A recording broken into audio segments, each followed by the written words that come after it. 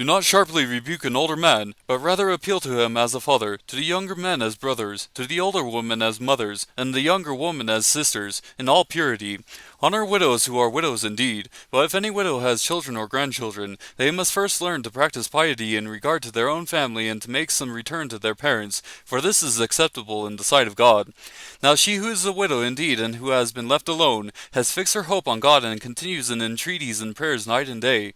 But she who gives herself to wanton pleasure is dead even while she lives.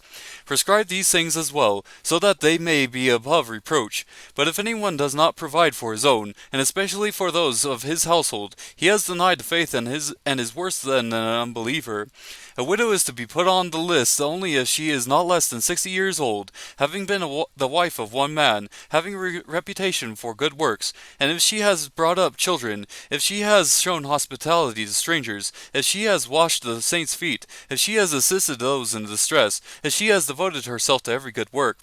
But refuse to put younger widows on the list, for when they feel sensual desires in the disregard of Christ, they want to get married, thus incurring condemnation, because they have set aside their previous pledge.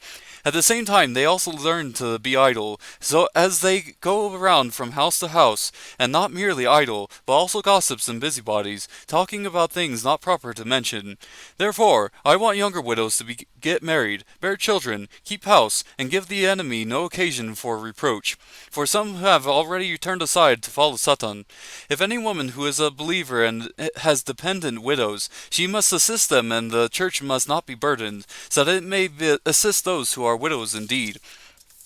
The elders who rule well are to be considered worthy of double honor, especially those who work hard at preaching and teaching. For the Scripture says, "You shall not muzzle the ox while he is threshing," and "the laborer is worthy of his wages." Do not receive an accusation against an elder except on the basis of 2 or 3 witnesses. Those who continue in sin, rebuke in the presence of all, so that the rest also will be fearful of sinning.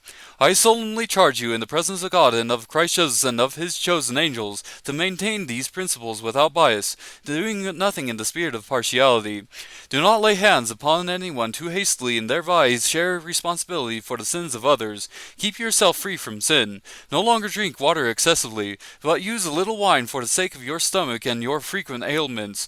The sins of some men are quite evident, but going before them to judgment. For others, their sins follow after. Likewise also, deeds that are good are quite evident, and those which are otherwise cannot be concealed.